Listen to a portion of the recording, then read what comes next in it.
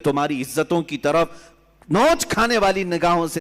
अब मैं थोड़ी सी बात ये अर्ज करना चाहता हूँ मेरे कौम की बच्चियों से कि आज के हालात के पेश नज़र जिस तरह के प्रोपेगेंडे फैलाए गए हैं, जिस तरह का माहौल यहाँ पर बनाया जा रहा है, आज हमारे कौम की बच्चियों के लिए इम्तिहान की घड़ी आ गई है, आजमाइश का वक्त आ चुका है।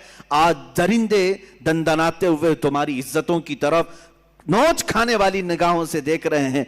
मुनज़्ज़म प्लानिंग की तरफ और मुनज़्ज़म मंसूबा साजी के साथ हमारी बच्चियों को अगवा किया जा रहा है, उठा ले जाया जा रहा है और उन्हें अपने यहाँ ले जाकर के बियाह किया जा रहा है। इन तमाम चीज़ों में मैं कहता हूँ कुछ लड़कियां भोली भाली होती हैं, सूरत पर आ गई और शैतानी चाल को देख करके फरेफ्ता हो गई। मैं समझता हूं ये उन्हीं घरों की बच्चियां हैं जिनके घरों में कभी फातिमतुज़ ज़हरा का तज़किरा नहीं किया जा रहा होगा या बचपन से उनकी तरबियत में कोई कोताही की गई होगी, वरना जिसके सीने में मोहब्बत मुस्तफ़ा हो, इश्क़ मुस्तफ़ा हो और एक अजीम घराना जिसमें कुरान की तिलावत हो रही हो, अहादीस का दर्स हो रहा हो, वहाँ की बच्चियाँ इस तरह का कदम नहीं उठाती। अगर उठाती हैं तो अल्लाह ताला गैब से उनकी मदद भी फरमाएगा। आज बड़ी जिम्मेदारी के साथ मैं कहता हूँ हमारे यहाँ जो माहौल पैदा किया जा रहा है बच्चियों के लिए, यहाँ जितने लोग हैं वो अलर्ट हो जाएं। आज कुछ दरिंदे ये ऐलान भी करने लग गए, देख रहे हैं आप, खुलेआम पोस्टर लगा रहे हैं। उत्तर प्रदेश में कुछ गुंडे इस तरह की भी बात कर रहे हैं कि हम इस साल 2100 मुसलमान लड़कियों को हमारे यहाँ बहू बनाएंगे, हिंदू बना करके लाएंगे और अपने हिसाब से उनकी शादियां रचाएंगे। ये अलल ऐलान किया जा रहा है। यही बात अगर मैं कह दूं तो फिर आतंकी हो जाऊंगा। अगर हमें ज़रूरत नहीं है, हम अपने नौजवानों को इस तरह खुले छोड़ना भी नहीं चाहते कि जाओ उठा लाओ। मेरे अजीज़ों, हम चाहते भी नहीं, वैसे बहुत सारे नौजवान हैं इसी काम पर लगे हुए रहते हैं। इस्लाम इस तरह की तबलीग नहीं करता कि किसी के बाप के किसी की बेटी को अगवा करके ले आए और ज़बरदस्ती अपने बिस्तर का उसे सामान बनाए। हमारे यहाँ ये तरीक़ा नहीं है। अरे यहाँ निकाह भी होता है तो पहले काजी औरत से ही पूछ के आता है, तू राजी है या नहीं। बगैर रजा के तो दूल्हे से भी नहीं पूछा जाता कि कबूल है कि नहीं, पहले तो खातून से ही हमारे यहाँ पूछने का रिवाज है। और अगर उसकी रजा ना हो तो निकाह भी नहीं। हम जोर ज़बरदस्ती के कायल ही नहीं है। किसी को अगवा करके ले जाना, उठा करके ले जाना, ज़बरदस्ती बहू बनाना, अगर ये काम हो रहा होता तो पता नहीं सब सफाया भी हो चुका होता। ऐसा नहीं है। मेरे अजीज़ों, यहाँ पर उन बच्चियों के लिए मैं कहता हूँ कि कुछ ऐसे हालात बनाए जाएंगे, शक्ल और सूरत इस पर कभी मत जाना। फरमाया गया कि एक नौजवान की शक्ल में शैतान आता है, इब्लीस लईन एक खूबसूरत नौजवान की शक्ल में आता है औरतों के पास, अच्छे बाल, अच्छा चेहरा, अच्छे कपड़े, जो अपनी तरफ मोह ले। तो लड़कियां अगर शहवत के साथ उसकी तरफ देखने लग गईं तो फरमाया गया अन्नदर सहम मिन सहम शैतान, ये आंख जो है शैतान के तीरों में से एक तीर है। नजर जो पड़ती है, शहवत के साथ जो नजर गई, शैतान वहां तीर चला देता है। जो नौजवान तुम्हें भाग गया, ये जरूरी नहीं कि वो इंसान ही है, वो शैतान भी होता है। शैतान कोई लंबे सींग वाला, बड़ी पूंछ वाला, पर वाला नहीं है कि ऐसी शक्ल में आएगा तब तुम डर के भागोगी। शैतान तो एक अच्छे नौजवान की शक्ल में भी आता है, खूबसूरत लड़कों की शक्ल में आता है और मर्दों के पास खूबसूरत लड़कियों की शक्ल में आता है। जब ये बहक जाते हैं, गुनाह कर लेते हैं, तब चला जाता है, भाग जाता है, अच्छे अच्छे परहेजगारों की शक्ल में आ जाता है और तुम्हारे ईमान का सौदा करने लग जाता है।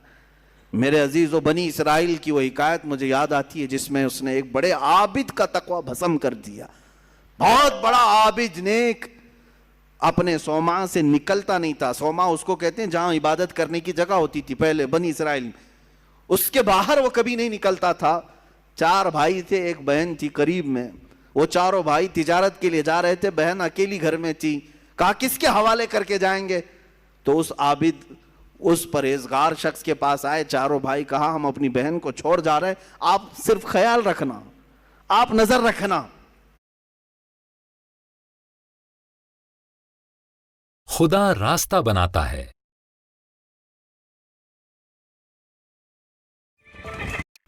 اس نے کہا ہاں ٹھیک ہے، وہ چلے گئے۔ نظر رکھنے والا عابد نکلتا نہیں تھا۔ ایک دن ایک بزرگ آئے، وہ بزرگ یہی ابلیس لعین ہے۔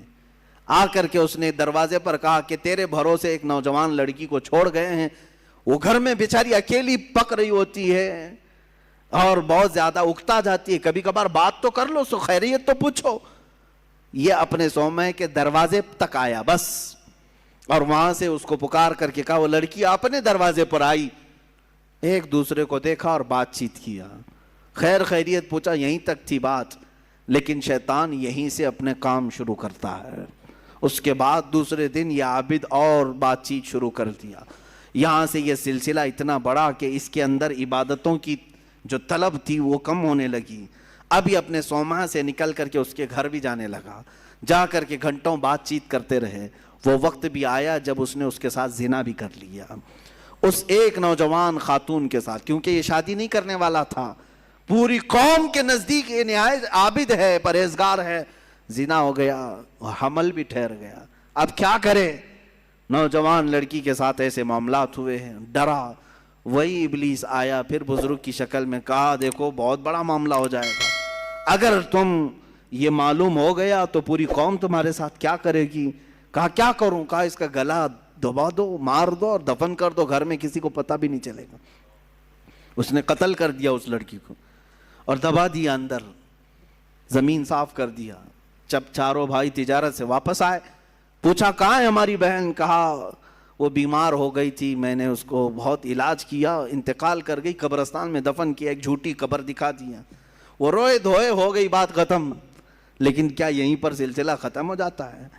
چند دنوں کے بعد ان بھائیوں کے پاس یہ ابلیس آیا، کہا یہ عابد جھوٹ بولتا ہے، یہ جو عبادت کرنے والا مکار ہے جھوٹ بولتا ہے، تمہاری بہن سے اس نے منہ کالا کیا، حمل ٹھہرا تو اس کے بعد اس نے مار کر کے یہیں گھر میں دفن کیا۔ انہوں نے کھود کر کے دیکھا تو لاش کا پرانا بقیہ مل گیا۔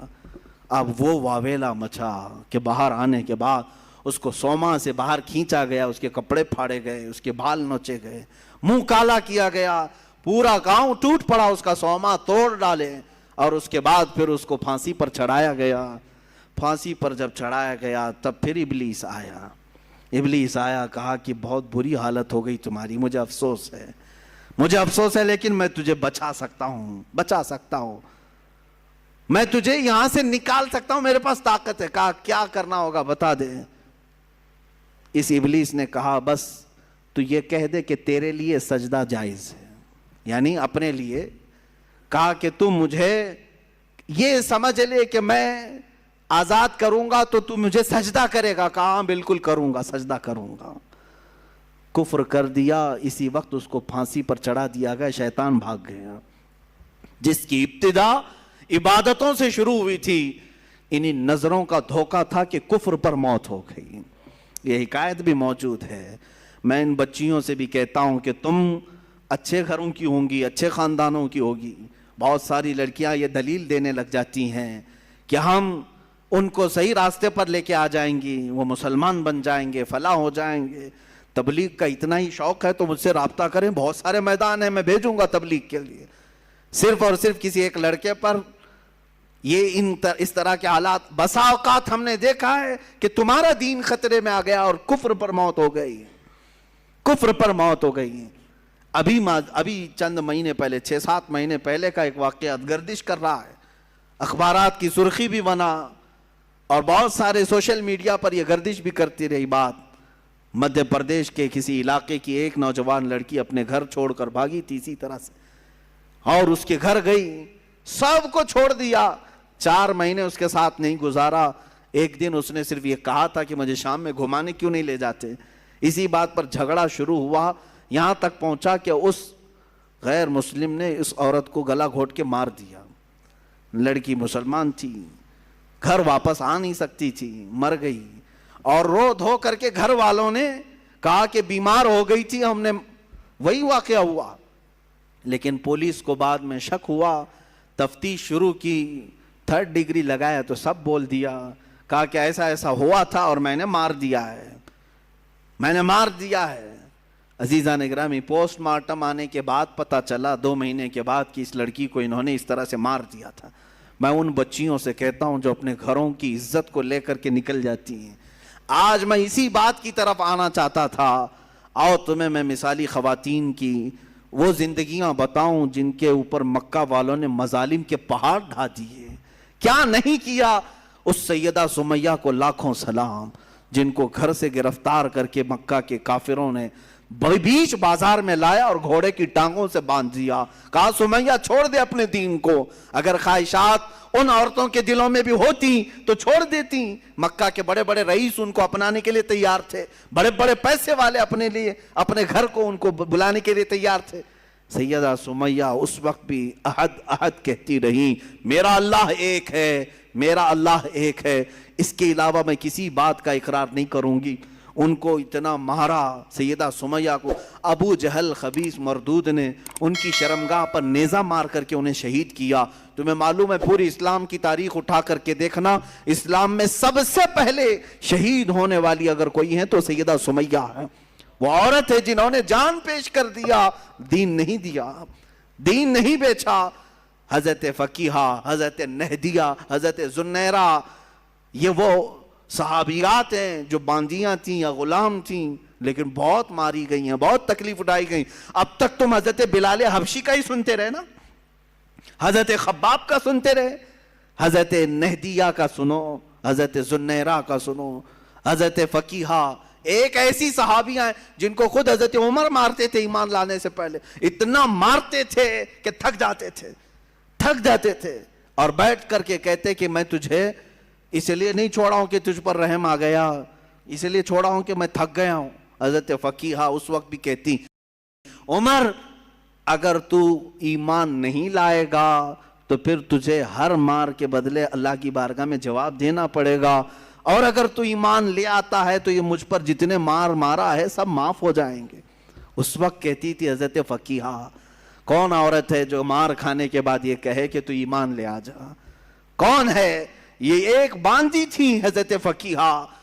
حضرت زنیرہ ایک صحابیہ ایسی ہیں مکہ کی، انہوں نے حضور پاک صلی اللہ تعالیٰ علیہ وسلم پر ایمان لانے کے بعد مکہ والوں نے اتنے تانے دیے ان کو، اتنے تانے دیے۔ ایک وقت ایسا بھی آیا کہ بیمار ہو کر کے ان کی آنکھیں چلی گئیں۔ اب تانے دینے والوں کو اور بڑا موقع ملا، پورے مکہ والے یہ کہنے لگے، زنیرہ دیکھو، لات و حبل اور عزا جو ہمارے خدا ہیں، انہوں نے تجھے وہ کیا کہتے ہیں شناپ دے دیا، یہ لوگ کہتے ہیں شراب دے دیا، جس طرح سے بھی کہتے ہیں کہ بددعا لگ گئی ہمارے خداؤں کی تجھے، تیری آنکھیں چلی گئی۔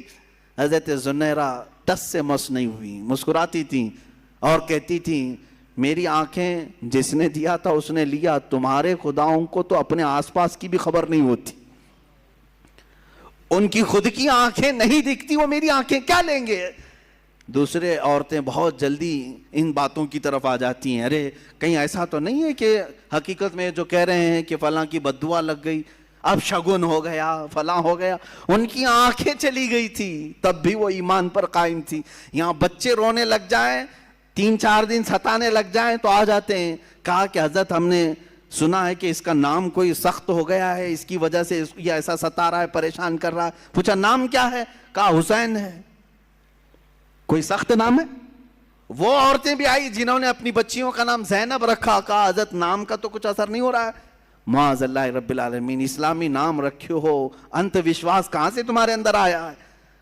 ہاں برے نام اگر رکھے ہو تو پھر بدلو، لیکن اسلامی نام اگر ہیں تو بیماریاں تو آتی جاتی رہتی ہیں۔ ناموں سے بیماری اگر آنی ہوتی، ناموں سے ہی جانی ہوتی تو شاید ساری دنیا والے ایک ہی نام رکھتے، آج ایک ہی نام رکھتے کہ ہاں جو صاف ستھرا ہو، جس نام سے کبھی بیماری نہیں آتی، سارے لوگ وہی نام رکھتے۔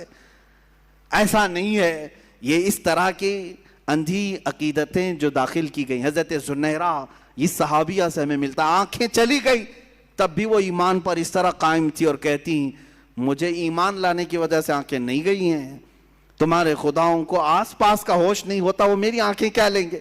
حضرت ام شریک ایک صحابیہ ایسی ہیں، مکہ والوں نے، ان کے خاندان والوں نے، ان کے ددیال ننیحال دونوں خاندانوں نے مل کر کے کیا کیا جانتے؟ حضرت ام شریک کو کڑی دھوپ میں کھڑا کیا, ایسی دھوپ میں کہ جو ریتیلی زمین ہے کھلے میدان میں ان کو کھڑا کرتے, اور اگر وہ آگے بڑھتی تو کوڑے سے مارتے, اسی میدان میں کھڑا کرتے. کتنی دیر؟ گھنٹہ 2 گھنٹہ نہیں, 3 دن تک کھڑا رکھا. بھوک اور پیاس کی شدت کی وجہ سے ان کی آنکھیں باہر آنے لگ گئی تھی. حضرت ام شریک, یہ بھی صحابیاں ہیں, اس کڑی دھوپ میں, آج مکہ کی دھوپ جانتے ہیں آپ 50 ڈگری کے اوپر جاتی ہے, 50 ڈگری کے اوپر, شاید آپ 35-40 ڈگری میں ہی پریشان ہو جاتے ہیں, 50 ڈگری سے اوپر کی دھوپ برداشت کرتی ہوئی گرم ریت پہ کھڑی رہی 3 دن تک. 3 دن کے بعد وہ کہنے لگے کہ تو اپنے خدا کو چھوڑ دے, چھوڑ دے. حالت ایسی ہو گئی تھی کہ کانوں میں آواز تک نہیں آ رہی تھی. میں نے روایت پڑھا, آنکھیں بھیگ گئی. حضرت ام شریک پوچھنے لگی کیا کہہ رہے ہیں؟ تو انہوں نے اشارہ کر کے کہا ایک کو جو تو مانتی ختم کر دے. کان سنائی نہیں دے رہے, آنکھیں باہر آ چکی ہیں, جسم تپ رہا ہے, پیروں میں چھالے پڑ گئے. تب وہ پکار کر کے کہتی اللہ احد, اللہ احد, اللہ ایک ہی ہے, ایک ہی ہے. کوڑے مار مار کر کے ان کو زخمی کر دیا تھا. حضرت ام شریک